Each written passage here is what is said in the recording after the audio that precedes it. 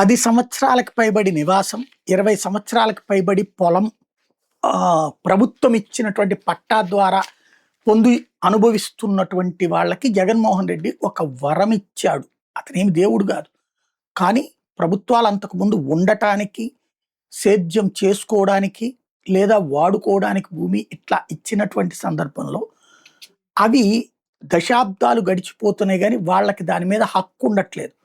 వాస్తవంగా ఆ హక్కుని కల్పించేటటువంటి అవకాశం ప్రభుత్వాలకు ఉంది చట్ట ప్రకారం.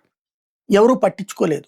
గతంలో చంద్రబాబు గారు అధికారంలో ఉన్నప్పుడు అట్లాంటిది ఏదో చేద్దామని చెబితే అధికారులు అట్లా కుదరదన్నారు. అందుకని బాబు ఆపేశాడు. తీరా చూస్తే జగన్ అలా చేద్దామనగానే జగన్కి ఒప్పేసుకున్నారు, జీ హుజూర్ అన్నారు అంటూ ఆంధ్రజ్యోతి రాసుకొచ్చిందంటే అర్థమవుతుంది కదా, అది చట్టబద్ధంగా అయితే చెయ్యొచ్చు. జగన్ టైంలో ఓ చట్టాన్ని తీసుకొచ్చారు.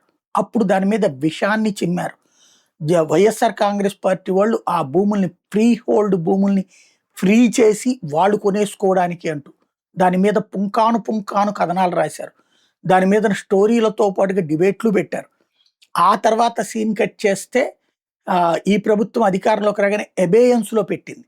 అంటే ఆ జీవోని ఆపేసింది.